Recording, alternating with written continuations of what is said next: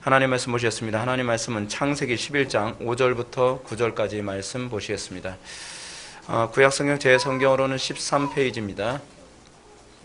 창세기 11장 5절부터 9절까지 말씀, 구약성경 13페이지입니다. 찾으셨으면 제가 봉독하겠습니다. 여호와께서 사람들이 건설하는 성읍과 그 성읍과 탑을 보려고 내려오셨더라. 여호와께서 이르시되 이 무리가 한 족속이요 언어도 하나이므로 이같이 시작하였으니 이후로는 그 하고자 하는 일을 막을 수 없으리로다. 자, 우리가 내려가서 거기서 그들의 언어를 혼잡하게 하여 그들이 서로 알아듣지 못하게 하자 하시고, 여호와께서 거기서 그들을 온 지면에 흩으셨으므로 그들이 그 도시를 건설하기를 그쳤더라. 그러므로 그 이름을 바벨이라 하니 이는 여호와께서 거기서 온 땅의 언어를 혼잡하게 하셨음이니라. 여호와께서 거기서 그들을 온 지면에 흩으셨더라. 아멘. 이 시간은 창세기 예수문제 강의가 되었습니다. 한 족속, 한 언어이므로 라는 제목으로 하나님 말씀 증거하도록 하겠습니다. 한 족속, 한 언어이므로. 우리가 사는 이 시대는 하나됨에 상당히 큰 의미를 부여합니다. 그래서 곳곳마다 하나가 되어야 된다라고 하는 그 하나됨에 관한 구호가 곳곳에서 굉장히 목청껏 울려 퍼지고 있는 시대에 살고 있습니다. 우리는 하나됨과 관련된 수많은 구호를 듣습니다. 그래서 지구 안에 있는 모든 민족과 언어가 관계없이 하나가 돼야 된다라고 하는 의미에서 우리는 소위 글로벌리즘, 소위 지구촌주의라고 하는 개념을 우리는 듣습니다. 아주 익숙하죠. 온 세상에 하나의 그 경제를 이루어야 된다라고 하는 소위 경제연합, 또는 온 세상의 인권을 위해서 인류가 하나가 돼야 된다라고 하는 세계 인권연합, 뭐든지 연합하고 하나 되고 뭐 그런 걸 얘기합니다. 이제는 그것이 좀 더 나아가서 가장 보수적이라고 하는 그 종교의 영역까지도 이제는 하나됨을 추구합니다. 종교 통합입니다. 사실은 종교 통합도 거의 완성 단계에 이르렀다라고 사람들은 얘기합니다. 지금 온 세상은요, 하나가 되면 무조건 선이다라고 생각을 합니다. 그러니까 이 선의 기준이 하나가 되면 선이고 하나가 되지 않으면 악이다라고 규정하는 극단적인 이분법적 사고 안에 우리가 매몰되어져 가고 있습니다. 그러니까 선을 이룬다고 한다면 수단과 방법은 별로 중요하지 않습니다. 중요한 건 하나를 이뤘느냐, 그렇지 않으면 분열했느냐가 항상 중요한 문제라고 생각을 합니다. 하나를 이뤘으면 그것이 폭력이든 그것이 거짓말이든 그것이 죄악된 방법이든 그건 별로 중요한 문제가 아니다. 중요한 것은 하나를 이룬 것이다. 반대로 하나를 이루지 못하게 된다면 그것이 아무리 옳은 이론이고 가르침이라 한다 할지라도 그것은 악으로 규정되어집니다. 이런 흐름이 교회 안에도 그대로 들어왔습니다. 그래서 우리는 오늘날 어떤 추세로 가고 있냐면 소위 보수교단이라고 하는 교단 안에서조차도 이단이든 정통이든 우린 그것은 중요하지 않다. 하나님께서는 하나 되는 것을 기뻐하신다라고 하는 이런 메시지가 아무렇지도 않게 외쳐지고 있습니다. 우리 대신교단도 분열되어지면서 소위 분열을 조장했던 사람들이 얘기하는 것이 그냥 밑도 끝도 없이 얘기하는 게 그거였습니다. 하나님께서 원하시는 것은 하나가 되는 것이다. 하나님께서는 하나가 되는 것을 기뻐하신다. 그리고 우리는 하나가 되는 것을 우리는 멀리하는 것이 그거에 대해서 우리는 이렇게 반박합니다. 우리는 하나가 되는 것을 반대하는 것이 아니다. 하나가 되되 무엇을 중심으로 하나가 되느냐가 중요한 문제다라고 우리는 그렇게 반박을 했습니다. 근데 문제는 사람들은 분열을 추구하는 건 하나님이 기뻐하시는 것이 아니다. 분열하는 건 소위 역사를 왜곡하는 것이고 역사를 역으로 거슬러 올라가는 것이다. 지금이 어느 시대인데 자꾸 분열을 얘기하냐. 오히려 우리를 분열주의자로 몰아붙였습니다. 여러분, 오늘날 이 전 세계 교회는요, 자유주의든 이단이든 중요하지 않다고 생각합니다. 무조건 하나 되는 것이 하나님의 뜻이라고 얘기합니다. 그건 성경을 왜곡하는 거죠. 성경에 틀림없이 하나됨을 요구하지만 진리 안에서, 그리스도 안에서의 하나됨이지, 그 하나됨이 그리스도를 떠난 하나됨은 하나님께서 정죄하시는 것이라는 것에 대해서는 귀담아 들으려 하지도 않습니다. 여러분, 우리는 이러한 시대적 흐름 가운데에 영적으로 어두워지지 않도록 주의해야만 합니다. 여러분, 우리를 미혹하는 수많은 구호들은 상당히 타당성 있어 보이는 궤변으로 우리를 미혹합니다. 수많은 비논리적인 방식을 통해서 우리는 자꾸 그렇게 미혹되어져 갑니다. 그래서 우리는 우리 스스로도 혼란스러워합니다. 우리는 진리를 가지고 있다는데 왜 우리는 미약한가? 왜 우리는 저들은 점점 더 많아지고 강력해져 가는데 우리는 점점 약해져 가는가? 또 사랑이란 무엇인가? 인연과 관계없이 뭐 공산주의자든 그리고 종북주의자든 뭐든 우리가 포용하고 사랑으로 하나가 되면 되는 것이 아닌가? 사랑이 중요한 것이지 우리가 자꾸 전쟁하고 그런 건 옳지 않다. 우리는 놀랍게도 이러한 말도 안 되는 허구적인, 그리고 사실 여러분들 많은 사람들이 오해하고 있는 것이 이 구호가 현실적이지 않다는 것을 사람들은 잘 모릅니다. 우리가 영적으로 조금이라도 깨닫지 못하다고 한다면 우리는 오늘날 이런 것들에 미혹되기 쉽습니다. 왜냐하면 온 세계가 하나님을 빼놓은 그런 하나됨에 사람들이 완전히 열광하고 있기 때문에 그렇습니다. 이것을 요한계시록은 뭐라고 얘기하고 있죠? 짐승의 표와 인을 받는 것이라는 식으로 얘기하고 있습니다. 짐승의 표를 받는다는 것은 무엇을 얘기하는가? 여러분, 짐승의 표를 받는다는 이 개념을 좀 더 분명하게 이해하려면 구약적 개념으로 가시면 쉽게 이해할 수 있습니다. 바벨탑 공동체입니다. 그게 짐승의 표를 받는 것입니다. 그래서 여러분, 짐승의 표와 관련해서 요한계시록은 항상 무엇으로 연결하냐면 바벨론으로부터 나와라라는 개념으로 연결해서 얘기합니다. 뭐죠?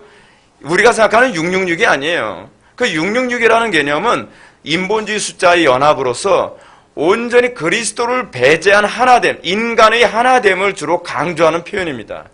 근데 여러분, 그것이 창세기에서 나오는 바벨 공동체의 전형적인 특징이라는 거죠. 바벨 공동체는 하나님을 제외하고 우리끼리 하나 되는 것, 인본주의적으로 하나 되는 것을 얘기합니다. 바벨 공동체는 소위 인본주의 정신으로 하나됨을 의미합니다. 그래서 이런 사람들은 자신도 모르는 사이에 하나님을 대적하는 삶에 빠져들고 맙니다. 아마도 모르긴 몰라도 주님이 오셨을 때 상당수의 많은 사람이 내가 하나님을 대적하는 줄 모르고 대적했나이다 라고 얘기할 사람들이 굉장히 많을 것입니다. 나는 그것이 옳다고 생각했습니다. 다수가 그것이 선이라고 얘기했고 다수가 그것이 옳다고 생각했기 때문에, 소위 포용하는 것이 전 나쁘지 않다고 생각했기 때문에 저는 그것을 당연하게 받아들였고 그것이 하나님을 대적하는 것인 줄 몰랐습니다 라고 많은 사람들이 하나님의 심판대 앞에서 억울함을 하소연할지도 모르겠습니다. 따라서 우리가 영적 세스의 계보 안에 있다고 한다면 우리는 이 세대를 살아가는 데 있어서 이러한 가인 공동체적 정신과 사고방식을 끊임없이 우리는 저항할 수 있어야만 합니다. 우리가 깨어 있을 수 있는 방법은 우리는 이 정신, 가인적 정신 또는 바벨탑적 정신을 우리는 끊임없이 배척하고 싸우는 그런 삶을 살 때라야만 우리는 힘겹게라도 우리의 영적인 깨어 있음을 계속 지켜낼 수 있습니다. 칼빈이 기독교 강의에서 말한 것처럼 우리가 비록 하나님께 라트리아라는 말이 무슨 말이냐면 예배 또는 종교적 경배를 얘기하는 거거든요. 종교적 예배. 우리가 소위 라트리아를 드린다 하더라도 가인 공동체의 정신과 삶의 방식에 끊임없이 둘리아는 헌신이나 봉사를 얘기하는 거거든요. 우리가 종교적으로는 라트리아를 한다 할지라도 우리의 삶이 소위 가인 공동체적 둘리아의 삶을 살아간다고 한다면, 소위 세상이 헌신적이면서 종교적으로만 하나님을 예배한다고 한다면 우리는 틀림없이 칼빈의 표현입니다. 배도에 빠진 것입니다. 우리는 오늘날 상당수의 사람들이 나는 배도하지 않았다고 생각을 합니다. 여러분, 배도라고 하는 것은 굉장히 넓은 의미로 이해해야만 합니다. 배도라고 하는 것은 소위 가인적 공동체에 헌신되는 것이 배도입니다. 소위 바벨탑 정신에 충실한 것이 배도입니다. 몸뚱아리가 여러분 정통교회에 나와서 예배한다고 그것이 하나님 앞에서 옳다고 보이는 것이 아닙니다. 우리가 소위 하나님을 정통적인 예배를 드린다 한다 할지라도 우리가 가인적 삶의 가인적 정신 또는 바벨 공동체의 정신에 충실하게 살아간다면 그는 이미 심적으로는 배도한 것입니다. 오늘 본문은 이 시간에 지난 시간에 이어서 바벨탑 건축 사건에 대한 하나님의 반응을 모세가 기술한 것으로부터 시작합니다. 5절 말씀을 다 같이 한 목소리로 읽겠습니다. 시작.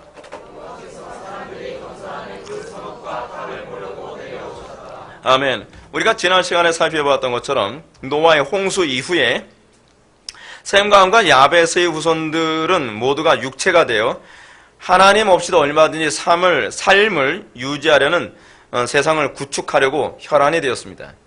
여러분, 창세 이후로 항상 사람들에게 나타나는 특징이 무엇이냐면 어떻게 하여야 우리의 삶 속에서 하나님을 뽑아낼 수 있을까라고 생각하는 거예요. 여러분, 이게 인간의 타락입니다. 많은 사람들이 이렇게 생각을 합니다. 나는 아니지요. 어디서 누가 했던 대사인데, 그쵸? 나는 아니지요. 여러분, 착각하지 마세요. 우리가 나의 종교적 삶에 하나님이 거하시고 계시기 때문에 나는 아닐 거라고 생각하지 말라는 거예요. 우리는 궁극적으로 내 삶의 영역에서 어떻게 하든지 하나님이 더 많은 자리를 차지하길 여러분 원하십니까? 아니면 하나님을 최대한 하나님 그건 너무 많이 이렇게 간섭하려 하지 마시고 여기 좀 빠지세요.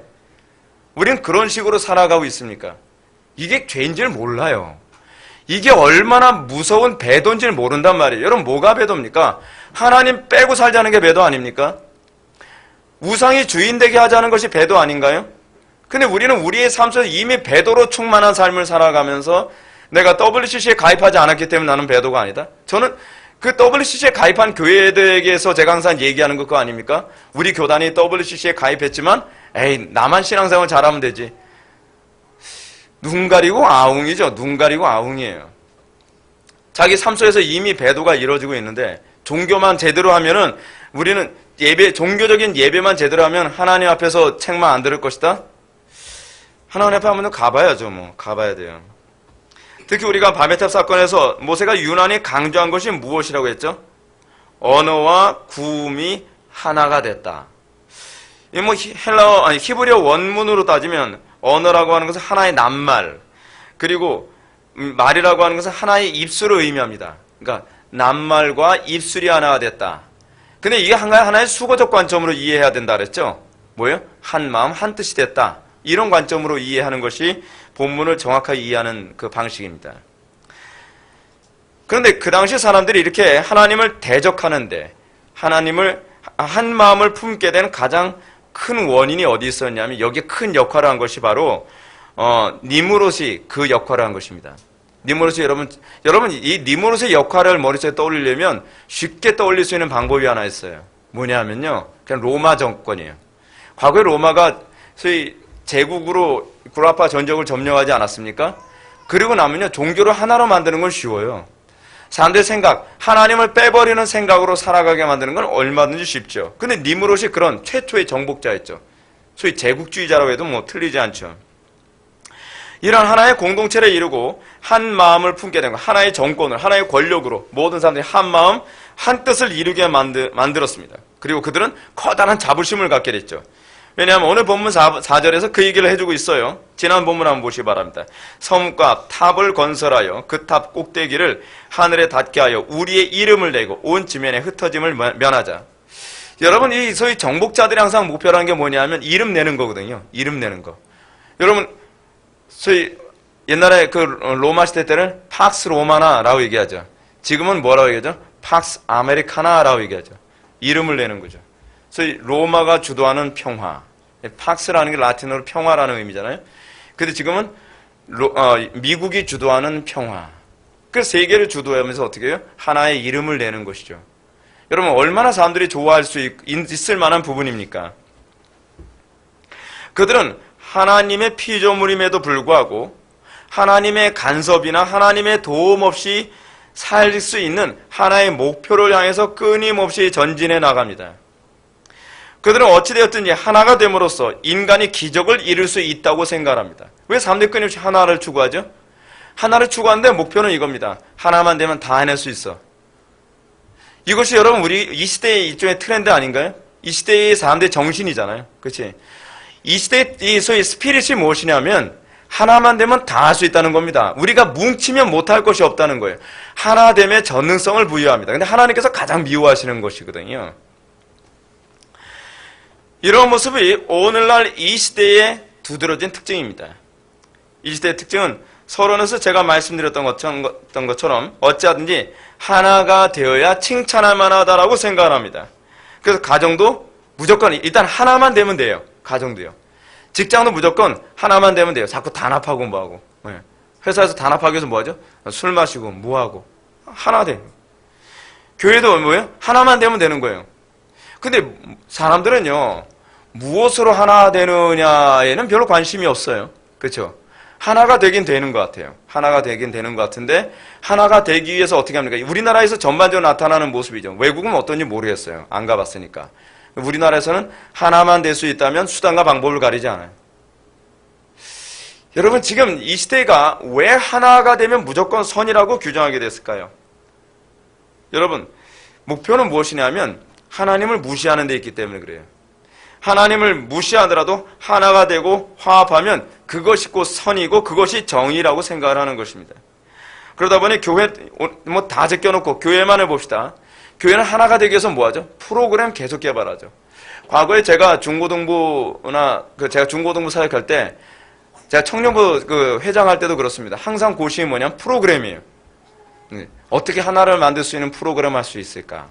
뭐 프로그램에서 무슨 쪽지 돌리기 지금 생각해 보면 제가 20대 초반 때 정말 유치한 짓 많이 했어요. 하나 되기 위해서 무슨 쪽지 돌리기, 리본 놀이 하기, 레크레이션 하기. 와, 지금 생각해 보면 진짜 얼굴이 그냥 화끈화끈 달아오르는. 근데 그렇게 해서 하나가 되게 만들면 뭔가 우리 청년부가 큰일을 할 수 있다고 생각을 한 거예요. 중고등부 애들도 뭔가 하나만 되면 뭔가 큰일을 이룰 수 있을 것 같은 거예요. 근데 하나가 되게 해서 이것이 성경적이나 비성경적이나 별로 중요하지 않아요. 오늘날 대부분교회에서 하나가 되게 하기 위해서 뭐하죠? 드레스티아스 같은 거, 알파 같은 거 그런 거 많이 하죠. 하나 되게 하기 위해서 우리는 굉장히 다양한 프로그램을 합니다. 근데 그 하나 되면 이제 어떤 사람이 목사님 그거 비성경적인 것 같은데요? 그럼 우리 뭐라 하죠? 다 된 밥에 콧 빠뜨리지 마 좀. 저 입 좀 다물어. 하나가 되기만 하면 되는 거야. 그럼 모든 게 다 용서가 되죠. 그러다 보니까 여러분 교회 안에서 하나 되게 하기 위해서 온갖 유치할 뿐만 아니라 온갖 음란하고 얼마나 퇴폐적인 문화까지 교회 안에 싸그리 다 들어왔는지 몰라요. 교회 안에 들어오면 이게 교회인지 세상인지 구분이 안 돼요. 과거에 지금 재판에 계류 중에 있는 그 목사님 있잖아요. 그 S교회의 어떤 목사님 수많은 청년들을 예배당에 긁어 모으는데 성공했어요. 아마 청년들만 아마 4, 5만 명 모였다고 그러는 것 같아요. 근데 4, 5만 명 모였는데 그 교회 정작 가보면 청년들이 신앙이 하나도 없어요. 야, 어떻게 저렇게 많은 사람들을 모을 수 있었을까? 젊은이들이 좋아하는 프로그램이죠. 소위 그 시대의 스피릿에 충실하게 애들을 끌어 모으는 거예요. 근데 저는 그런 의문을 갖게 됐어요. 그렇게 애들을 끌어 모아서 뭐 하자는 거지? 결국 그거죠. 나의 이름을 내는 거죠. 5만 명의 청년들이 나를 추종한다. 그럼 내가 교주가 되는 거죠. 왜 5만 명이라는 숫자가 뭐가 중요하죠? 5만 명이라는 숫자가 그리스도를 추종하는 것이 아니라 5만 명이라는 숫자가 나를 추종하게 만들었다. 교주죠, 교주. 그러면요. 중요한 건 하나됨의 목표가 뭐냐는 거예요. 하나됨의 목표. 더 경악할 만한 사실은 이런 모습에 대해서 언론들은 기독교 언론을 제가 말씀드리는 겁니다. 기독교 언론들은 교회가 이런 식의 소위 교리와 진리를 다 포기하고 무조건 수용하고 포용해서 하나가 되는 것이 정말 한국 교회가 성숙해지고 그리고 좀 더 성장하고 있는 모습이다라고 왜곡하고 있다는 사실입니다. 저는 오늘날 기독교 언론은 굉장히 심각하다고 봐요. 그리고 반대로 거짓된 가르침과 싸우고 거짓된 교회로부터 분리하며 분쟁하는 행위를 미성숙하고 치졸한 행위라고 공격하기를 주저하지 않습니다.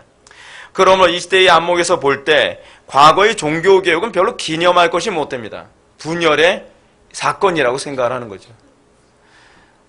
오늘날 상당수의 사람들 중에서 6.25 동란을 소위 분열전쟁이라고 보는 그런 입장이 있는 사람들을 보면서도 저 사람들이 도대체 가지고 있는 스피릿이 과연 무엇인가에 관해서 좀 의심을 안 할 수가 없습니다. 우리는 이런 시대에서 성경에 가르치는 성도의 첫째 되는 정체성이 무엇인가를 생각해야만 합니다. 그것은 하나님을 대적하는 세상과 구별되는 것입니다. 성도의 성도됨은 세상과 하나 되고 세상에 적응하는 게 아닙니다. 우리의 영광은 뭐예요? 구별되는 거예요. 구별되는 게 우리의 영광이에요. 우리는 자꾸 어떻죠? 적응 못할까 봐 걱정하죠. 목사님 말씀대로 살면요, 우리 애들 학교에서 적응 못해요. 목사님 말씀대로 살면요, 사회생활 적응 못해요. 성경에 어디 적응하라는 얘기가 있나요? 제가 자주 말씀드리는 거지만, 근데 성경에 없는데 우리는 끊임없이 적응할 수 있게 해달라고 요구합니다. 목사님의 설교 메시지 통해서 불신 가정에서 적응할 수 있게 해주세요. 그 설교 통해서 세상에서 적응할 수 있게 해주세요. 학교에서 적응할 수 있게 해주세요. 틀렸습니다. 성경은 우리들에게 적응을 얘기하지 않습니다. 성경은 우리에게 어떻게 구별될 것인가를 고민하라고 가르치고 있습니다. 성도가 세상과 연합하거나 화해한다면 그것은 마치 개가 그 토하였던 곳으로 다시 돌아가는 것에 불과합니다. 이건 반종교개혁적인 정신이죠. 성경은 우리가 세상과 연합하는 것은 하나님과 분열하는 것이라고 가르치고 세상과 화해하는 것은 하나님과 원수 맺는 것이라고 가르칩니다. 예수님은 참된 제자의 특징을 뭐라고 정의하셨습니까? 내가 세상에 속하지 아니함과 같이 저희는 누구죠? 제자들 또는 교회를 얘기하죠. 저희도 세상에 속하지 아니하여 쌈나이다. 이게 교회입니다. 그것이 하나님께서 우리에게 말씀하시는 교회에 대한 정의입니다. 반대로 사도 요한은 교회에서 떨어져 나간 사람에 대해서 뭐라고 말합니까? 저희는 세상에 속한 고로 세상에 속한 말을 하며 세상이 저희 말을 듣느니라. 세상에 속하는 것, 그것은 그리스도로부터 떨어져 나가는 것이라고 규정을 하고 있습니다.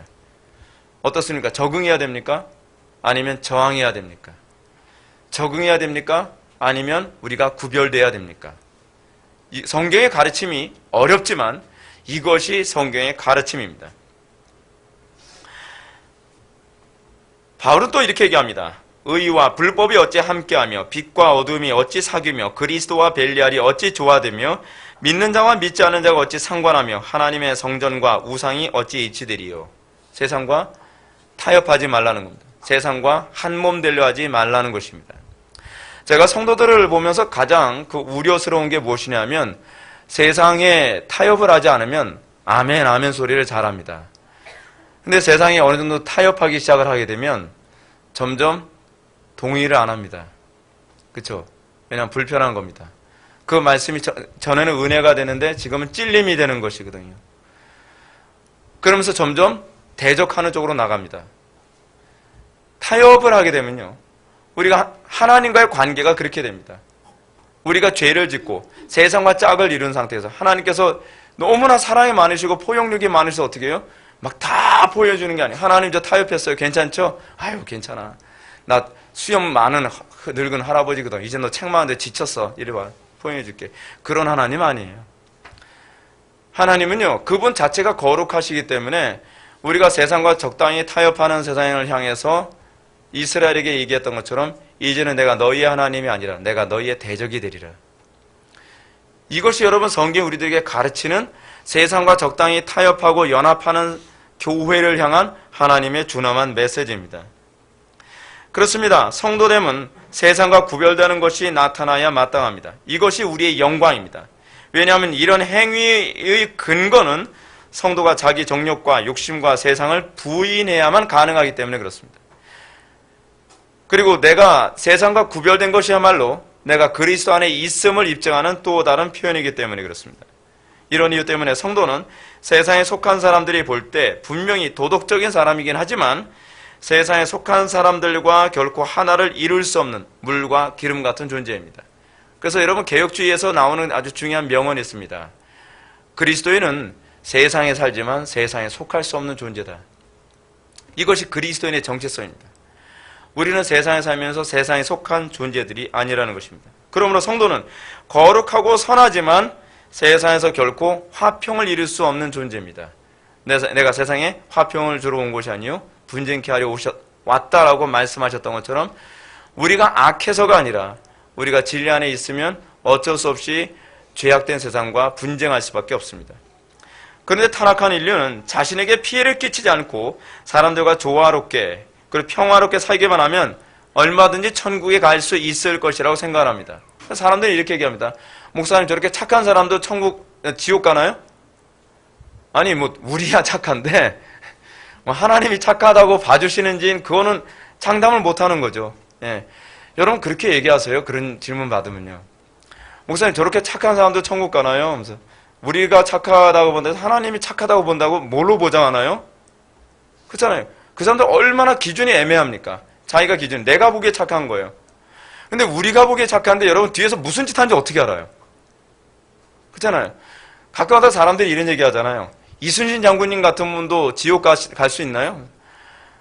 이순신 장군님이 어느 정도 착한지 만나보셨나요?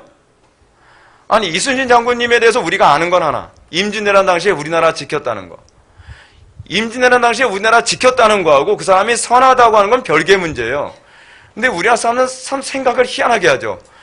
나라를 지키는데 영웅이었으면 그 사람은 선한 거예요. 논리가 희한하죠. 예. 여러분 그렇게 하면서도 얼마든지 약할 수도 있어요. 얼마든지 다른 쪽으로 물러날 수 있다는 얘기예요. 근데 우리는 자꾸 희한한 논리를 갖다 붙여요. 이런 사람도 지옥 가나요? 그 사람이 선하다고 우리가 알 수 있는 객관적 근거가 없어요. 제가 이순신 장군이 악하다는 게 아닙니다. 딴 데 가서 다르게 얘기하지 마세요. 저 이순신 장군 악하다고 얘기하는 게 아니에요. 근데 이순신 장군이 선하다라고 하는 객관적 근거가 없다는 얘기예요. 우리가 알 수 있는 건 그냥 난중 일기를 통해서 이순신 장군이 얼마나 충신이었나에 관한 얘기지, 얼마나 나라를 사랑했느냐에 관한 문제지, 그가 선했다라고 하는 객관적 근거가 없어요. 그리고 우리는 자꾸 어떻게 생각을 하냐면 선하면은 천국에 갈 수 있을 거라고 자꾸 생각을 하죠. 왜냐하면 불신자의 관점에서 볼 때 이 사람들은 이렇게 생각을 합니다. 우리가 천국 못 가면 그건 죄 때문에 못 간다는 건 불신자들 다 동의해요. 근데 신기한 건 천국에 가는 것은 개인의 선행으로 가능하다고 생각을 해요. 여러분 왜 이런 사고가 가능할까요? 이유는 간단해요. 천국과 지옥 가는 문제를 하나님을 배제하고서 생각하기 때문에 그래요. 천국과 지옥 가게 만드는 주체는, 그걸 허용하고 거부하는 주체는 하나님이시지 나의 행위가 아니거든요. 근데 우리는 자꾸 하나님을 빼고 생각하니까 그래 내가 생각해도 악한 사람은 천국 못 갈 것 같아. 근데 저렇게 착하게 행동하면 천국 갈 수 있는 거 아닌가? 그 사고에는 뭐가 없죠? 하나님이 없는 거예요. 하나님이. 그들의 구원의 문제에 있어서는 하나님과의 관계를 전혀 전제에 두지 않기 때문에 이런 전제의 오류가 구원을 이해하는 데 있어서 자꾸 오류로, 심각한 오류로 나오는 것입니다. 그렇기 때문에 이런 얘기가 나오는 거죠. 선을 행하고 다른 사람들하고 화해롭게 조화롭게 살아가는데 그게 왜 죄가 되나요? 그런 사람들이 왜 지옥에 가나요? 아니 이 종교인하고 저 종교인하고 싸우는 게 잘못된 거지, 저 종교인들과 우리가 사이좋게 지내는 거, 사이좋게 지내면 되잖아요. 근데 우리 사이좋게 지내고 싶거든요. 근데 무슬림들 받아주면 사이좋게 안 지내요. 그 사람들은요. 예. 사람들이 제가 되게 순진하죠. 순수한가요? 어떻게 그 사람들을 수용해주면 무슬림들이 우리를 막 사랑스럽게 대할 거라고 생각을 하는지 모르겠습니다. 여러분 우리가 지금 자꾸 생각을 잘못하는 경향이 뭐냐면 우리가 무장 해제를 해야 세상이 평화로워질 거라고 생각합니다. 그렇지 않아요. 여러분 왜 우리는 팍스 로마나 팍스 아메리카나라고 하는 말을 얘기하죠? 로마가 주도하는 평화, 미국이 주도하는 평화. 이 얘기는 간단한 논리예요. 평화는 강자가 주도하는 것이지 약자가 주도하는 게 아니기 때문이에요. 신앙생활에도 여러분 그렇습니다. 우리가 우리의 신앙을 지켜낼 때 평화가 유지되는 것이지 포용으로 신앙이 유지되지 않습니다. 우리는 굉장히 잘못된 논리와 오류에 빠져서 그것을 통해서 우리는 끊임없이 무너져가고 있어요. 하나님과 원수된 세상에서 타락한 사람들과 아무런 갈등과 분쟁 없이 조화롭게 평화를 이루고 하나로 이루면 하나님께서 기뻐하실 것이다. 여러분 그 하나됨을 과연 하나님께서 어떻게 보실까요? 마치 여러분 강도들끼리 하나된 모습, 또는 산적들끼리 여러분 산적들 의리 있어요. 굉장히 의리 있어요. 아름답습니까? 조폭들 의리 있어요. 굉장히 의리 있어요. 자기네들끼리 의리 있어요. 제3자 봤을 때는 하나도 아름답지 않아요. 하나님께서 우리를 그렇게 보시지 않으실까요? 죄악된 가운데 하나된, 그리고 서로 포용하고 서로 용납하고, 여기서 뭐 동성애를 하든 여기서 무슬림을 받아들이는, 우리는 신경 안 써. 우리는 다 포용해. 다 포용해. 어디까지 포용을 해야 되죠?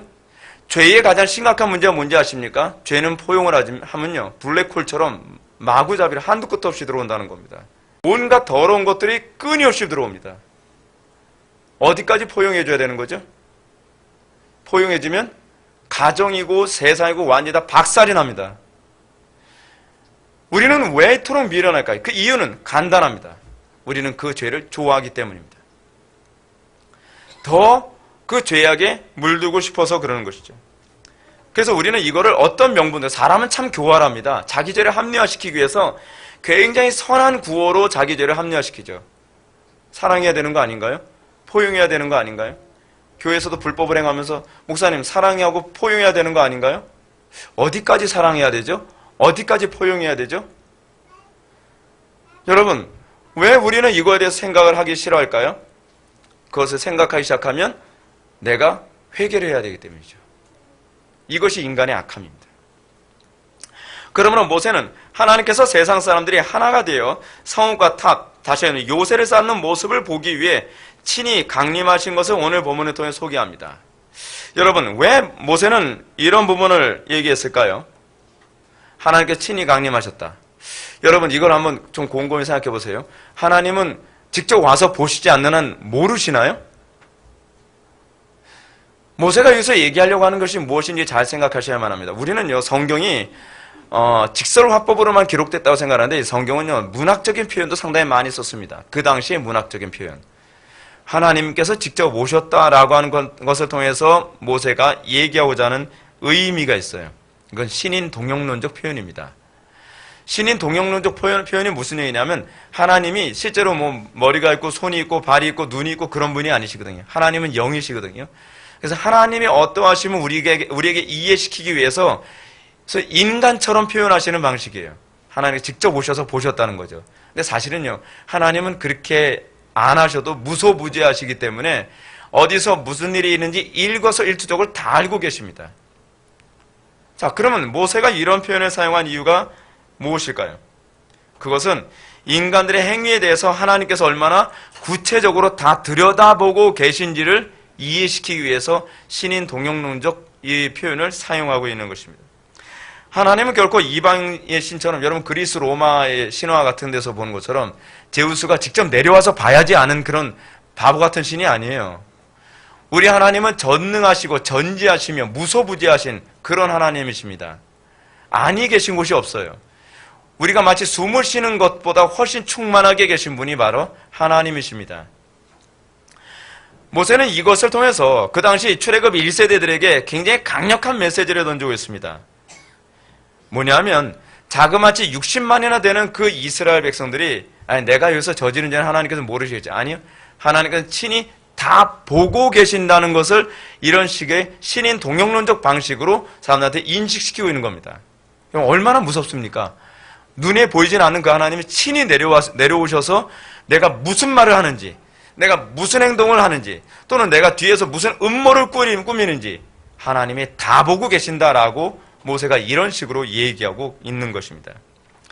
만약 조그만 일 하나라도 하나님은 결코 눈 감고 계시지 않으신다는 거죠. 모르실 수가 없다는 겁니다.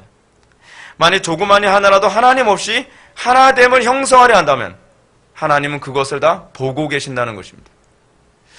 여러분, 우리는 굉장히 두려운 얘기를 지금 듣고 있는 겁니다.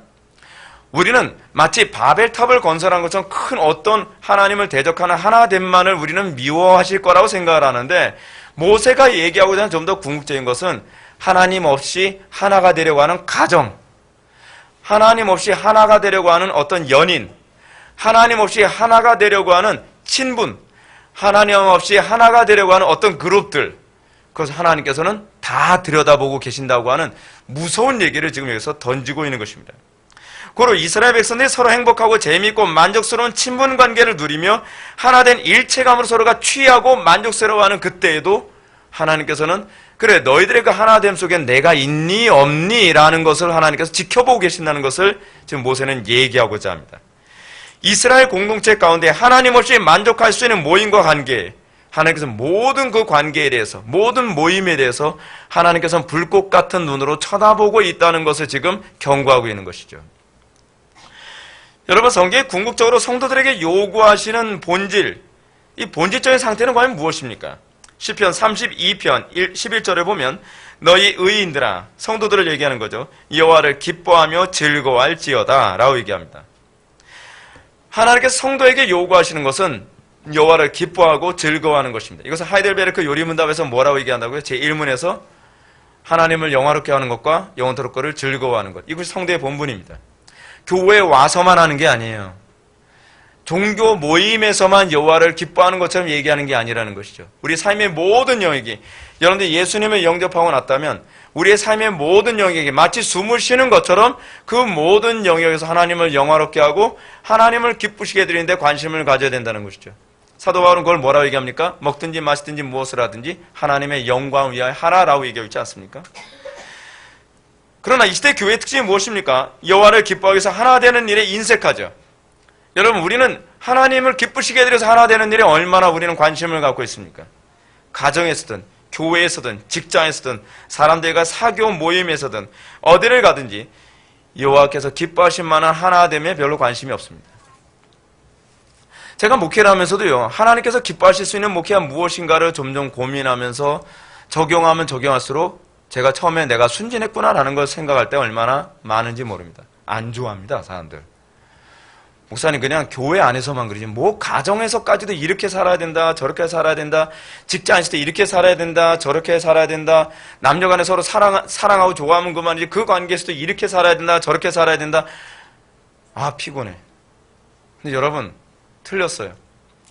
우리는요, 우리가 예수를 믿는 건 모든 영역을 하나님께 드리기 위해서 예수를 믿는 것이지, 내가 천국 가고 그리고 종교 행위만을 위해서 우리는 하나님을 믿는 것이 아닙니다. 우리가 항상 고민해야 되는 것이 무엇인가? 여러분들 가정 예배를 드리는 집이 얼마나 되는지 전 모르겠지만, 여러분들 내 가정이 정말 하나님을 영화롭게 하고 하나님을 기쁘시게 드리는 가정이 되고 있는가? 만약에 안 되고 있다면 우리는 그것 때문에 고민해야 되고 이 문제와 싸워야 되고 이 문제를 해결하기 위해서 우리는 몸부림치고 기도해야만 합니다. 하나님께서 기뻐하시는 가정, 하나님께서 기뻐하시는 교회, 하나님께서 기뻐하시는 사회, 직장. 우리 지체 중에 한 명이 그 복면가왕에서 뭐 가면 만들고 뭐 옷 디자인하는 그 디자이너에 관한 동영상 하나 저한테 보내준 게 있습니다. 그 제가 이제 그 동영상 보는데 제가 굉장히 감동을 받은 게 뭐라고 얘기하냐면, 그래서 이 사람이 이런 얘기합니다. 요즘 패션 트렌드가 야하고 성적인 자극을 주는 트렌드죠. 근데 만약에 그런 것을 요구한다면 저는 할 수 없습니다. 이것이 저의 대답입니다. 왜냐하면 하나님께서 기뻐하지 않기 때문입니다. 여러분, 얼마나 단호하고 얼마나 멋지고 얼마나 분명합니까? 우리는 왜 그런 태도를 견지하지 않죠? 우리는 우리 직장에서 하나님이 기뻐하시는 직장을 만드는 데 관심을 갖지 않고, 왜 우리는 내가 좀 더 성공적인 직장을 꿈꾸죠? 왜 우리는 하나님께서 기뻐하시는 가정을 꿈꾸지 않고, 왜 우리는 좀 더 성공적인 가정을 우리는 꿈꾸고 있는 거죠? 좀 더 화려하고, 좀 더 럭셔리하고, 좀 더 편안하고, 좀 더 안락하고 재미있는. 제발 좀 피곤하게 만들지 마. 아니, 일요일날 되고 그러면 좀 놀러도 갈 수 있고, 명절 그 좋은 어떤 연휴가 있으면 그때 우리들끼리 낭만도 즐길 수 있는, 거기서 좀 하나님을 좀 빼줘. 왜 고리타문에 거기다 하나님까지 집어넣고 왜 그래야 돼? 우리 결혼 생활에 하나님을 좀 빠졌으면 좋겠어. 우리끼리 좋으면 되는 거 아니에요? 우리끼리 하나 돼. 하나님이 그걸 기뻐하지 않으실까? 기뻐하지 않죠. 여러분들이 사랑하는 그 누군가와 서로가 너무 한다고 해서 하나님도 사랑스러운 눈으로 쳐다보진 않으십니다. 하나님께서는 그 사이에 내가 있느냐에 관해서 질문을 던지죠. 오늘날 이 시대의 죄악이 뭐냐면 살인하고 간음하는 그런 문제가 아닙니다. 그 모든 영역에 하나님을 존중하고 하나님을 중심으로 하나 되는 데 관심을 갖느냐에 관한 문제죠. 제가 과거에 청년부 회장을 처음 맡았을 때 제가 회장 일을 감당하는 데서 제일 힘들었던 게 무엇이냐면, 아이들 항상 하나 됨의 중심이. 전 그때 신학을 하던 때가 아니에요. 제 나이가 21살 때인데, 친구들은 주로 모이면 술 마시고 그리고 세상적인 거로 하나 되는 것에 관심을 갖는 겁니다. 그런 상태에서 청년부 회장을 만나고 고생 직사도록 했습니다. 그래서 고집 아닌 고집, 그리고 억지 아닌 억지를 부려가면서까지 청년부 회장 일을 해야만 했었어요. 기도에 관심 없으면 안 나와도 좋아. 그냥 나 혼자라도 한다. 그렇게 고집 부리듯이 기도회를 인도하고 청년부를 인도하면서 청년부가 활성화되는 경험을 했었거든요. 아니, 어떤 청년이 이런 얘기, 제가 이제 청년부를 맡아서 일했어요. 청년부는 항상 2부 순서가 있습니다. 2부 순서를 이제 하게 되면, 원래 같다 항상 2부 순서를 만들잖아요. 근데 2부 순서를 만드는데, 자, 2부 순서, 다음 달에 2부 순서 한번 스케줄 한번 짜봅시다. 여러분들 의견 있으면 얘기하세요. 아무도 얘기 안 해요. 의견 없죠? 그러면, 첫째 주, 그러면 기도회. 둘째 주는 뭐 할까? 여러분 의견 내보세요. 아무 얘기 안 해요. 그럼 둘째 주 그러면 경배와 찬양. 형, 그거 같은 얘기다. 맞았어. 같은 얘기야. 셋째 주는 뭘까? 그러면 세 번째, 그래, 없지. 그러면 기도회. 그리고 넷째째 원래회. 애들이 막 미치려고 그래요. 저보고 하는 얘기가, 형, 이거 청년부 너무한 거 아니야? 너 얘기했잖아. 청년부 색깔이 분명했으면 좋겠다고. 난 색깔이 분명했으면 좋겠어. 그래서 이게 기독교야. 그래서 난 이게 분명한 색깔로 난 청년부를 운영한다니까? 내 맘이야. 내가 회장이거든. 네, 애가 막 미치려고 그래요. 근데 그 가운데 역사하세요. 애들 걔네들 예배 마치면 맥주 마시러 가는 애들이거든요. 근데 역대 제가 청년부 회장에 한 것이 그 교회에서는 역대에서 가장 강력한 청년부였어요. 하나님이 중심이 되면요, 그렇게 되게 돼 있어요. 왜냐하면 하나님이 전능하시니까. 근데 우리는 하나님을 중심에 넣는데 관심이 없어요. 우리 가정엔, 직장엔, 캠퍼스엔 과연 무엇이 중심인가요? 오늘날 왜 나라가 이 지경 됐죠? 왜 캠퍼스가 이렇게 문란하죠? 어떻게 동성애자가 모든 걸 주도하는 사회가 돼버리고 말았죠? 그 중심에 하나님 두기를 싫어하기 때문에 그렇습니다. 그것부터 개혁돼야 돼요. 그것부터요. 그러니까 사람들이 자꾸 뭘 얘기합니까? 자꾸 진리를 양보하고 어떻게 해요? 좋은 분위기. 자꾸 좋은 분위기 만드는데. 좋은 분위기 만드는데 누가 거슬려요? 하나님이 거슬리는 거예요. 하나님 빼고 좋은 분위기. 하나님 끼면 자꾸 딴지 걸리거든요. 이건 이래서 안 되고 저건 저래서 안 되고 오늘은 분위기도 그러니까 약간 야한 영화 보고 싶은데 성경 재미없어. 우린 그렇잖아요. 지금 점점. 왜 그럴까요? 사람들이 하나님을 기뻐하고 즐거워하지 않아서 그래요. 하나님과 같이 있는 것이 즐거워야죠. 하나님과 함께하면 우리의 기쁨이고 즐거움이어야죠. 근데 우리는 모이면 하나님에 대해서 얘기하는 게 의무가 되어버리면 곤란하죠. 오늘날 우리는 어떻습니까? 우리는 정말 사람들을 만나면 진리에 대해서 얘기하고 하나님의 역사하심에 대해서 얘기하면서 불이 붙습니까? 아니면 그런 얘기하면 적어도 회복에 의해서는 그런 얘기에 동조 안 하면 좀 왕따 될 것 같아요. 어머 그랬어? 놀랍네. 근데 자기는 그거에 대해서 아무 관심이 없는 연기파. 예. 그래미상. 큰일 나는. 이게 오늘날 한국교회의 문제죠. 이게 영적인 현상입니다. 이건 종교적 현상이고요. 그리고 이런 마인드가 바로 바벨 공동체의 마인드예요. 바벨 공동체의 마인드.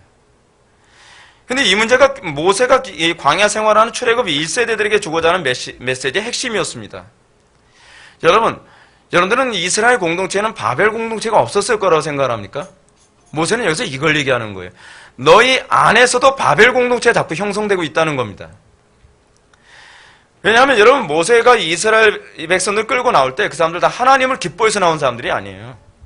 애굽의 학정에 못 이겨서 그래 나와야 사는 거야 하면서 나왔던 사람들이거든요. 근데 정작 그들이 나와서는 어떻게 해요? 애굽적 삶을 포기를 못하는 거죠.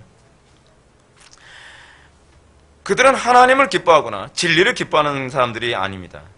그러다 보니 그들은 조그만 어려움이나 불편함, 목마름, 배고픔만 엄습해야도 그들은 하나님을 마음에 두기 싫어하기 때문에 주의 계명을 마음에 두기 싫어하기 때문에 어떻게 해요? 자기와 마음 맞는 바벨 공동체를 두 사람부터 시작해서 자꾸 만들기 시작을 해요. 그게 바벨 공동체는 그렇게 만들어지거든요. 하나님 없는 공동체. 그 안에서 또 바벨 공동체가 만들어져요.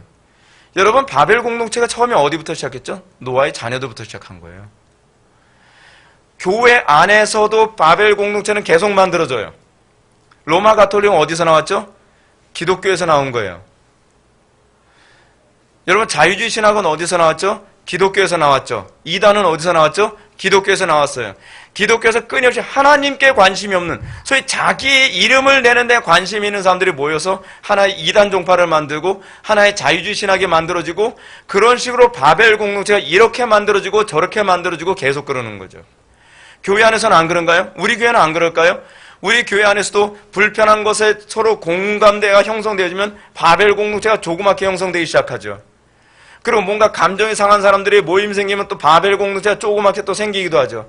교회는 끊임없이 마치 암덩어리가 자랐다가 없어졌다가 이것이 통제가 안 되면 그 다음서부터 어떻게 되는 거죠? 그것이 암덩어리로 자리 잡아서 교회를 쑥대밭으로 만드는 거죠. 제 말이 틀렸나요? 이것이 우리들의 문제 아닌가요? 인간의 몸에는요, 암덩어리가 생겼다가 줄었다가 생겼다가 없어졌다가 계속 반복한다 그럽니다. 근데 어느 날 면역력이 떨어지면 이 암덩어리가 커서 나중엔 그 사람을 죽이는 거죠. 교회도 동일합니다. 진리의 저항력이 강해지면 교회는 건강한 모습처럼 보이지만 그 안에는 항상 암덩어리를 보유하고 있습니다. 모세는요, 이걸 아주 지긋지긋하게 겪었던 사람입니다. 단편적인 예가 출애굽기 21장에 나오는, 민수기 21장에 나오는 사건입니다. 민수기 21장에 보게 되면은, 여러분들 잘 아는 불뱀 사건이 여기에 기록되어 있습니다. 근데 불뱀 사건이 왜 나왔냐? 민수기 21장 4절에 보면 백성이 호루산에서 진행하여 홍해 길로 쫓아 에돔 땅을 둘러 행하려 하였다가 길로 인하여 백성의 마음이 상하니라 라고 기록되어 있습니다. 사람들이 뭐 때문에 마음이 상했나? 그 이유가 뭐냐면 호루산에서 진행하여 홍해 길로 쫓아 에돔 땅을 둘러 행하였기 때문에. 무슨 얘기냐면 간단합니다. 지름길 놔두고 둘러서 갔기 때문에 기분 나쁘다는 거예요. 편하게 갈 수 있는데 가나안 땅 가는 거 지름길 있는데 둘러서 가기 때문에. 근데 여러분 모세의 마음이에요? 아니 구름기둥이 그렇게 가거든요. 구름기둥 불기둥이 그렇게 가면 이스라엘 백성은 뭐 해야 돼요? 따라가야 돼요. 우리는 어떤 식이죠? 하나님 안녕히 가세요. 우린 지름길로 갈게요. 우리가 이쪽으로 하면 따라오시겠지. 우린 그런 식으로 생각을 하죠. 근데 문제는 모세는 하나님의 말씀대로 살고 하나님의 인도만을 따라서 가다 보니까 어떤 문제가 발생해요? 사람들이 분노하기 시작합니다. 여러분 그 사람들 정죄하지 마세요. 우리가 그 사람들 입장이라면요 이해가 돼요. 납득하라는 얘기는 아니에요. 이해는 해요. 이해는. 얼마나 힘들었겠어요. 그 당시에 나이키를 신는 것도 아니고 아디다스 신는 것도 아니고 그렇죠? 그 신발도 불편해. 맨날 샌들, 그 닳지 않는 샌들. 이야 나이키보다 좋은 겁니다. 40년을 신어도 닳지 않는 샌들이에요. 그 샌들을 신고서 여러분 맨날 여기 갔다 저기 갔다 광야를 뱅글뱅글 계속 돌았다고 생각해 보세요. 38년을요. 이 사건은 38년 광야 생활하다가 나타난 사건이거든요. 화가 있는 대로 난 거예요. 화가 있는 대로. 그래서 그 사람들은 모세의 결정을 납득할 수 없었습니다. 납득하고 싶지도 않은 거죠, 사실은요. 그래서 이스라엘 백성들 사이에서는 다음같이 불평이 나옵니다. 백성이 하나님과 모세를 향하여 원망하되 어찌하여 우리를 애굽에서 인도하여 올려서 이 광야에서 죽게 하는고 이곳에는 식물도 없고 물도 없도다. 우리 마음이 이 박한 식물을 싫어하노라. 이스라엘 백성들은 모세의 선한 의도는 관심이 없어요. 일단 내가 불편하면 당신이 어떤 의도든 귀에 안 들어오죠. 교회 안에서도 여러분 아무리 목사가 좋은 의도로 목회를 해도요 설득이 안 되는 영역이 있어요. 왜냐하면 나에게 피해가 되고 나에게 손해가 되고 나를 불편하게 만들면 그 다음서부터는 아무리 설득해도 귀를 닫아버려요. 그러면서 어떻게 해요? 바벨 공동체를 형성해내기 시작합니다. 나를 편하게 해줘야 의도가 좋다고 생각하는 사람들은 설득이 사실 안 됩니다. 이러한 불평은 이스라엘 백성들 사이에서 걷잡을 수 없을 정도로 번지기 시작합니다. 이스라엘 백성들은 마치 바벨탑을 건설하던 사람들처럼 하나님과 모세를 향한 불평이라고 하는 하나의 언어가 만들어지기 시작합니다. 이게 바로 하나의 언어입니다. 여러분 바벨탑에서 얘기하는 하나의 언어가 바로 그거라는 거 아십니까? 우리가 하나님을 대적하고 우리 스스로 구원할 수 있는, 우리의 스스로 살 수 있는 그런 하나의 언어. 지금 바벨 공동체 안에서만이 아니라 이스라엘 공동체 안에서도 하나님을 대적하고 모세를 대적하는데 하나의 언어로 그들은 하나를 이룹니다. 이렇게 이스라엘의 불평이라는 하나의 언어로 모세를 대적하는데 하나가 되자 그들에게 나타났던 것이 무엇이죠? 불뱀이 나타나서 그들을 물어 죽입니다. 그래서 우리가 흥미로운 사실이 하나 있습니다. 그것은 불평이라는 하나의 언어로 이스라엘 백성들이 하나님과 모세를 대적하는 가운데에 모세가 하나님께 기도했다고 하는 내용이 언급되어 있질 않아요. 무슨 얘기냐면 모세가 기도를 안 했다는 얘기가 아니라 하나님께서는 그들의 불평을 다 듣고 계셨다는 거예요. 친히 강림하셔서. 무슨 말인지 아시죠? 하나님은 무소부지하십니다. 그래서 그들의 모든 불평과 소위 바벨 공동체로서 하나됨에 관해서 절대로 좌시하지 않는 분이시라는 것을 모세가 경고하고 있는 것입니다. 모세가 기도했는지 안 했는지에 관한 어떤 흔적도 없지만 하나님께서는 불뱀을 보내서 마치 바벨 공동체를 진멸하듯이 이들을 진멸하는 사건이 언급함이 됩니다. 신인 동영론적입니다. 뭐죠? 코람데오입니다. 하나님 앞에서 사는 것. 우리의 말과 우리의 행동이 또는 우리의 하나됨이 하나님 앞에서 어떻게 비춰질 것인지를 두려워하라라고 경고하고 있는 것입니다. 그래서 여러분, 하나님 없이 하나 됐다고 해서 마냥 좋아하지 마십시오. 우리는 하나님 없이도 행복해요. 우리 가정 하나님 없어 행복해요. 어느 날 갑자기 하나님께서 불뱀 보내실 수도 있습니다. 그 불뱀이 건강을 치시는 것일 수도 있고, 그 불뱀이 사업을 치시는 것일 수도 있고, 그것이 뭐로 나올지 모르겠어요. 당장은 우리가 소위 바벨 공동체가 막 하나 돼서 으쌰으쌰해서 막 이 탑과 성과 마을을 막 세울 때 우리는 득이한 것처럼 생각을 하죠. 회개할 기회를 주기 위해서 참고 계신 것입니다. 근데 회개할 기회를 딱 놓쳤을 때 하나님께서 어느 날 한순간에 그 탑을 무너뜨릴 수 있다는 것을 기억해야 됩니다. 그럼 이렇게 바벨탑을 건축하기 위해서 하나를 이룬 사람들의 모임을 친히 감찰하신 후에 하나님의 선언이 무엇인가? 6절부터 8절의 말씀을 다 같이 한번 읽어보실까요? 시작. 여호와께서 이르시되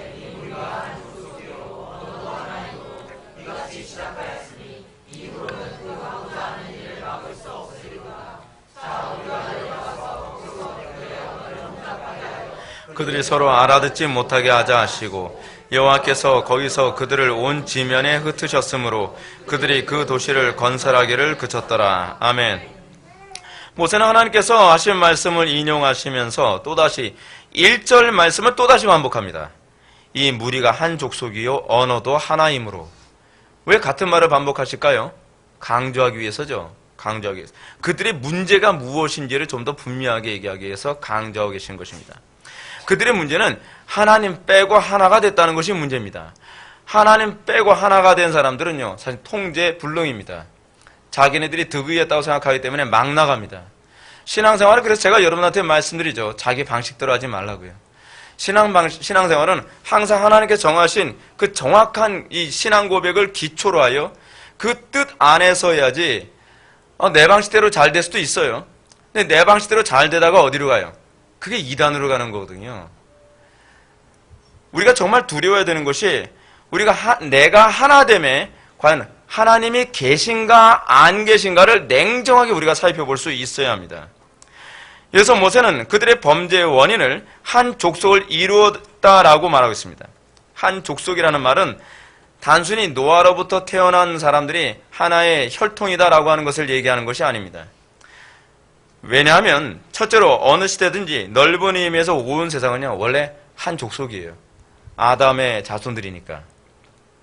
그래서 이 한 족속이라는 말을 우리가 혈통으로 이해하는 것은 좀 문제가 있어요. 둘째로는 많이 좁은 의미로 얘기한다 할지라도요, 한 족속이라고 한다면 바벨탑을 건축한 이 시대의 사람들은 셈과 함과 야벳 족속이 섞인 것이지 한 족속이 아니거든요. 마지막 세 번째는 한 족속이라는 것이 궁극적으로 문제가 되었음에도 불구하고 하나님께서 사람들을 심판하실 때는 족속을 나누지 않고 언어를 나누셨어요. 그것은 소위 혈통적 족속을 얘기하는 게 아니라는 것이죠. 한 가지 더 마지막으로 염두에 둔다면 창세기에는 처음부터 모세의 관심사가 육적 혈통에 관심이 없어요. 뭐에 관심을 두고 있냐면 영적 혈통에 관심을 가지고 있어요. 영적으로 가인 계보냐, 영적으로 셋의 계보냐, 그거에 주로 관심을 가지고 있다는 것입니다. 그러므로 모세가 여기서 사람들이 바벨탑을 쌓게 되는 원인으로 한 족속이 되었다는 말씀을 기록한 것은 이게 창세기 6장 3절 말씀을 다른 식으로 표현한 겁니다. 창세기 6장 3절의 노아 시대의 문제가 뭐라 했죠? 그들이 한 육체가 되었다라고 했죠. 한 육체가 됐다는 것을 지금 여기서는 뭐로 표현해요? 한 족속이 되었다. 저들이 다 육체가 되었다라고 하는 것을 한 족속이 되었다라는 말로 지금 표현하고 있는 것입니다. 그러므로 그들이 하나의 언어를 사용하게 되었으므로라고 지적한 것은 뭘 얘기하는 거죠? 가인적 언어로 하나가 됐다는 겁니다. 가인적 언어. 그리고 이들이 사용하고 있는 언어를 대표하는 구호가 3절에서 이렇게 나오죠. 우리의 이름을 내고 온 지면에 흩어짐을 면하자. 인본주의적인 언어로 하나가 된 것입니다. 이것이 그들이 사용하는 언어였습니다. 이는 마치 광야에서 이스라엘 백성들이 하나님과 모세를 향해서 불평과 원망이라고 하는 하나의 언어를 사용한 것과 동일한 언어입니다. 그들은 소위 이스라엘 백성들 안에 살고 있지만 그들은 가인 족속의 언어를 사용하는 다른 족속들입니다. 오늘날 교회 밖에 있는 사람들이든 교회 안에 있는 사람들이든 놀라울 정도로 그들이 사용하는 언어가 하나의 언어를 이루고 있다는 거 여러분 알고 계십니까? 예를 들어서 교회는 신권보다는 인권이 오늘날 똑같지 않습니까? 오늘날 점점 여러분 인권 얘기하다 보니까 서울의 어떤 모교회, 큰 교회에서는요, 부교육자들끼리 무슨 그 노조를 만들었대잖아요. 노조. 우리도 권리를 인권 얘기하더니 이제는 목회자들끼리 인권이어서 우리에게 페이가 적다. 우리도 담임 목사님한테 임금 올려달라고 하자. 신학교를 들어가지 말든지 어떻게 그런 생각을 해내는지. 교회 안에서도 자꾸 신권보다는 인권을 얘기하죠. 하나님의 뜻보다는 우리의 권리. 여러분 이거 아십니까? 여러분들 예수 믿을 때 권리 포기하고 들어온 거라는 거예요. 예수 믿는 게 그거예요. 예수 믿는다는 건 우리의 정과 육을 십자가에 못 박은 거예요. 권리 주장하면 안 돼요. 하나님께서는 이미 예수 그리스도를 통해서 당신께서 이미 권리를 포기하시고 우리를 구원하셨어요. 그러므로 너희들도 권리 포기하라는 거예요. 누구를 위해서요? 하나님의 영광을 위해서요. 화내고 싶은 거 참아야 돼요. 저도 화내고 싶은 거 참고 저도 싸우고 싶은 거 참아가면서 보내요. 요번 제가 노예 생활하면서도 손해보는 거 참고서 알면서 당하는 거예요. 하나님 영광 때문에. 우리 노예에서 단체로 총회를 갔었는데 그래서 방을 빌려준 아줌마가 또 거짓말 하더라. 계약서를 안 쓴 상태다 보니까 이 10만 원을 더 올려서 얘기해요. 이 정도 주기로 했잖아요. 알아도 우리가 목사기 때문에 당하는 거예요. 네, 알겠어요. 10만 원 더 드리는. 여러분 어쩔 수 없어요. 우리는 권리를 포기하고 우리는 예수 믿는 거예요. 권리 다 주장하면서 예수 믿는 방법 없습니다. 그럼 뭐예요? 그럼요. 그럼 자연인이죠. 자연인. 우리는 교회 안에 와서 얼마나 권리 많이 주장합니까? 나한테 이런 권리 해주시고 나한테 이거 해주고 이거 해주시고 동일한 가인의 언어를 사용하는 거죠. 세상의 언어입니다. 질서보다는 교회 안에서조차도 페미니즘이 강조되죠. 경건보다는 표현의 자유가 더 강조되고 성경의 가르침보다는 실용성이 더 강조되고 자기 희생보다는 권리를 더 얘기하는 이런 세상과 동일한 언어를 교회 안에서 동일하게 사용하고 있습니다. 가인적 언어죠. 놀랍게도 교회 안에 있다는 사람들도 이 언어가 전혀 생소하지가 않습니다. 그래서 교회는 세상과 동일한 원리로 살아갑니다. 이 시대 교인들은 몸은 예배당에 나와 있으나 그들의 언어는 놀랍게도 내 이름을 내고 그리고 흩어짐을 면하자라는 구호는 동일합니다. 왜 직분자가 되길 원하죠? 왜 교회가 커지길 원하죠? 왜 교회가 의리의리한 예배당을 짓길 원하죠? 내 이름을 내고. 얼마나 많은 교회 안에서 사람들이 실족합니까? 내 이름을 내는 일에 안 되면 얼마나 사람들이 분노하고 화냅니까? 헌금 봉투에도 내 이름이 올라와야죠. 그렇죠? 교회 직분자에서도 내 이름이 올라와야죠. 사회에서도 내 이름이 올라와야죠. 세상과 동일한 언어를 사용하고 있죠. 이것이 오늘날 교회의 모습이에요. 기독교인이 아니에요. 그래서 여러분은 자신에게 아주 중요한 질문과 대답을 해야만 합니다. 그것은 여러분이 사용하는 영적인 언어는 과연 어떤 언어인가 하는 것입니다. 과연 여러분들은 영적으로 가인 계보의 언어를 사용합니까? 아니면 셋의 계보의 언어를 사용하고 있습니까? 여러분들 이 시대의 구호와 이 시대의 삶의 방식, 이 시대의 스피릿에 여러분들 익숙합니까? 아니면 성경의 구호와 성경의 가르침과 성경의 정신에 여러분들 익숙합니까? 오늘날 이 시대가 놀랍게도 하나의 호소에 쉽게 한 마음을 이루고 있습니다. 저는 오늘날 한국교회를 보면서 깜짝깜짝 놀랄 때가 얼마나 많은지 모릅니다. 세상의 선동에 똑같이 놀아나요. 세상과 똑같은 논리로 말하고 세상과 똑같은 방식으로 사고를 합니다. 그게 교회일까요? 그게 교회일까요? 특히 매스컴의 발달로 인해서 인류는 하나의 언어를 사용하는 데 익숙해지고 말았습니다. 하나의 구호, 하나의 생각, 하나의 마음을 품게 되었습니다. 놀랍게도 이러한 현상이 전 세계적으로 아무런 저항 없이 완전히 홍수처럼 밀려들고 있습니다.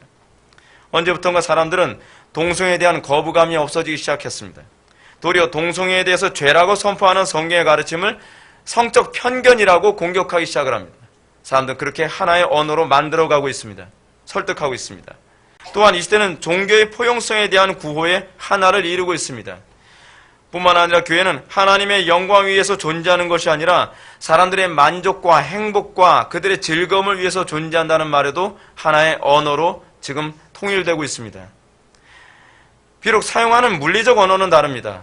어느 나라는 영어를 사용하고 어느 나라는 불어를 사용하고 어느 나라는 러시아어를 사용하고 전 세계가 다른 언어를 사용하지만 실질적으로 그들의 정신적 언어는 하나의 가인적 언어로 통일되고 말았습니다. 여러분들 과연 어떤 언어를 사용하고 있다고 생각합니까? 여러분 가운데 혹시라도 하나님을 마음에 두기 싫어하는 사람들의 언어가 친숙합니까? 그들과 대화를 나눌 때 교통이 잘 됩니까? 여러분은 세상적인 대화를 나눌 때 훨씬 그들과 친해집니까? 아니면 하나님을 영화롭게 하고 하나님의 영광 위해서 자기를 희생하고 자기를 부인해야 된다고 하는 소위 셋 족속의 언어에 여러분들이 익숙합니까? 여러분은 이 부분을 분명히 점검하시고 냉정하게 점검하시고 속히 회개할 수 있도록 은혜를 구해야만 합니다. 왜냐하면 하나님은 영적 가인이 계율로서 영적 가인의 언어를 사용하는 자에게 심판을 선언하고 계시기 때문에 그렇습니다. 그럼 그 심판이 무엇이죠? 오늘 본문에서는 이렇게 얘기합니다. 그들의 언어가 혼잡하여져서 서로 알아듣지 못하게 되고 그들이 온 지면에서 흩어지도록 하신 것이죠. 여러분 요한계시록에서는 이거 어떤 거로 나오고 있는지 아십니까? 요한계시록에서는 온 세상이 큰 음료를 중심으로 해서 하나가 됐다가 나중에는 서로가 큰 음료를 죽이고 분열되는 것으로 나오다가 주님의 심판이 옵니다. 이것이 요한계시록의 내용. 너무 똑같죠? 굉장히 똑같아요. 굉장히 똑같아. 그리고 요한계시록에서는요, 큰 성 바벨론으로부터 나오라는 말까지 똑같아요. 마치 창세기를 얘기하고 있는 것 같아요. 맞아요. 창세기 언어를 사용해서 종말의 시대에 관해서 얘기하고 있기 때문에 그렇죠. 오늘날 우리들에게도 여러분 동일합니다. 우리가 가인의 언어를 사용할 때 처음에는 뭔가 잘 되는 것 같이 보입니다. 그런데 하나님의 심판이 오기 전까지 하나님께서는 참고 계시는 것입니다.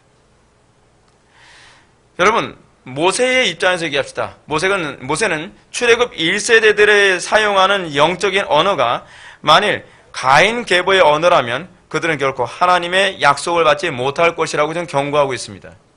실제로 여러분 광야에서 다 죽어나간 그 출애굽 1세대들이 어떤 사람들이었는지 아십니까? 영적 가인의 언어를 사용했던 사람들입니다. 불평과 원망과 하나님을 대적하는 언어를 사용했던 사람들은 광야에서 한 세대가 거의 다 죽어갔습니다. 그리고 셋의 언어를 사용했던 사람들만 그 가나안 땅에 그들은 입성을 했습니다. 모세는 이미 창세기를 통해서 그들에게 경고하고 있습니다. 이 마지막 시대를 살아가는 우리가 정말로 두려워야 될 것은 바로 이것입니다.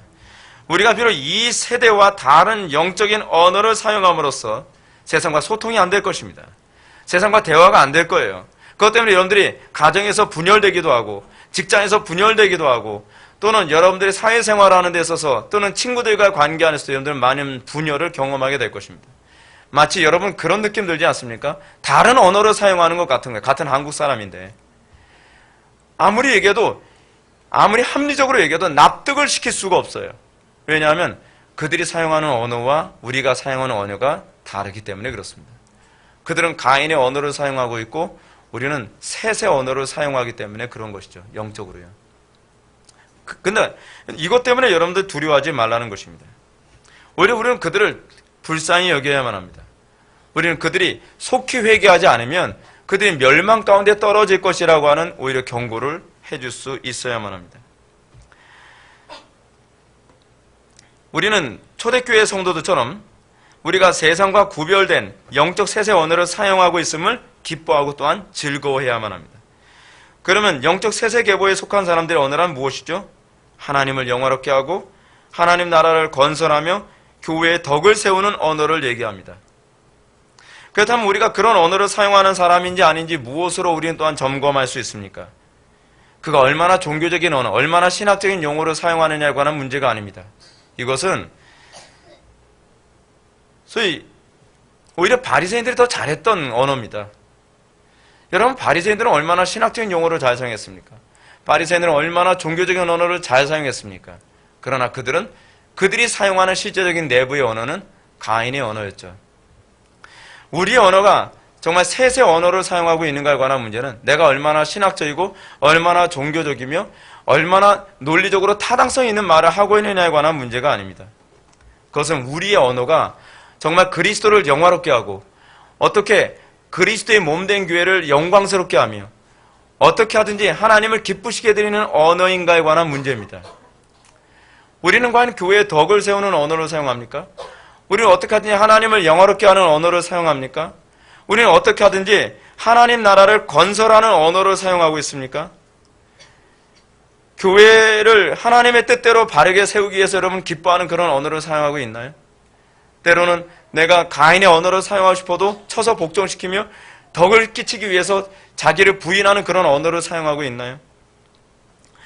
여러분들은 과연 어떤 사람들에게 주로 마음이 쉽게 끌립니까? 여러분들 어떤 언어를 사용하는 사람들과 주로 소통이 이루어집니까? 교통이 이루어집니까? 여러분들 어떤 사람과 대화할 때 여러분들 대화가 잘 된다는 느낌을 받고 있나요? 하나님 나라를 건설하는 사람입니까?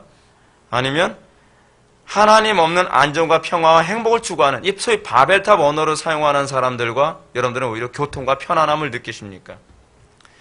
여기서 이것을 통해서 내가 과연 가인의 족속인지 셋의 족속인지를 그 언어를 통해서 알 수가 있습니다. 세상의 언어가 구음이 하나가 돼가고 있습니다. 전 세계가 하나가 돼가고 있습니다. 우리는 그럴 때일수록 제가 지난 시간에 말씀드렸던 것처럼 성령 안에서 그리스도를 영화롭게 하고 어쩌든지 하나님의 이름을 높이는 데 우리는 하나의 언어를 사용할 수 있어야만 합니다. 세상은 자기 이름을 높이기 위해서 하나의 언어를 사용하자고 얘기합니다. 우리는 또 다른 이름, 그리스도라고 하는 이름을 높이기 위해 우리는 하나의 언어를 사용하도록 부름받은 존재들입니다. 여기서 우리는 셋 족속과 가인 족속으로 구별된다는 것을 믿으시기 바랍니다. 다 같이 기도하시겠습니다. 사랑이 많으신 하나님 아버지, 이 시대가 하나님 없는 하나의 언어로 점점 충만해져 가고 이런 시대에 우리가 믿음 지키는다는 것이 얼마나 어려운지 주님께서 아시는 줄 압니다. 아버지 하나님, 우리가 하나님 중심으로 하나 되길 원합니다. 우리가 하나의 언어를 사용할 수 있기를 원합니다. 우리가 주의 이름만을 높이는 그런 언어를 사용할 수 있는 성도들 되기를 원합니다. 우리에게 믿음을 허락하여 주시고 우리가 철저히 자기를 부인하며 우리가 그리스도를 따르는 그런 십자가 군병들 되게 하여 주옵소서. 예수님의 거룩하신 이름으로 기도올리옵나이다. 아멘.